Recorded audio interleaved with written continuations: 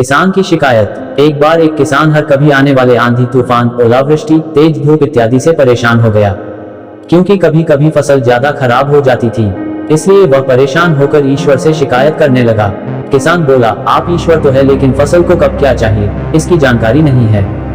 जिसकी जरूरत भी नहीं होती है वह भी देते रहते हैं। इसलिए आपसे मैं विनती करता हूँ कि आप मुझे एक मौका दीजिए, मेरे कहे अनुसार मौसम कीजिए, फिर हम सब किसान अन्न के भंडार भर देंगे।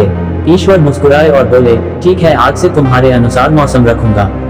किसान खुश हो गया। किसान ने अगली फसल में गेहूं की बुवाई की। उसने जब चाहा तब धूप मिली, उसने जब चाहा पानी मिला, पानी की तो उसने बिल्कुल कमी नहीं आने दी। आंधी, बाढ़ और तेज धूप तो उसने आने ही नहीं दी। समय बीतने पर फसल बड़ी हुई। किसान भी बहुत खुश हुआ कि इस बार शानदार फसल दिख रही है। किसान ने मन ही मन सोचा कि ईश्वर को अब पता चलेगा कि अच्छी फसल के लिए क्या क्या जरूरी है। फालतू में ही किसान को परेशान करते रहते हैं। किसान फसल काटने के लिए खेत पहुंचा। गेहूं के पौधे की बालियों को हाथ लगाया तो उसके पैरों तले जमीन खिसक गई। उसने देखा कि किसी भी पौधे की बालियों में एक भी दाना नहीं था। किसान दुखी हो गया और बोला, हे ईश्वर, ऐसा क्यों हुआ? क्योंकि मैंने तो सब कुछ सही किया और सही समय पर किया। इस पर ईश्वर बोले, हे प्रिय किसान, ऐसा तो होना ही था, क्योंकि तुमने इन पौधों को बिल्कुल भी संघर्ष नहीं करने दिया। इन्हें ना तो तेज धूप में तपने दिया, ना ही आंधी का सामना करने दिया। इन्हें किसी भी प्रकार की चुनौतियों का सामना नहीं करने दिया।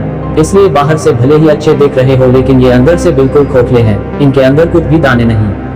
पौधे जब विभिन्न चुनौतियों का सामना करते हैं तो उनमें ऊर्जा पैदा होती है।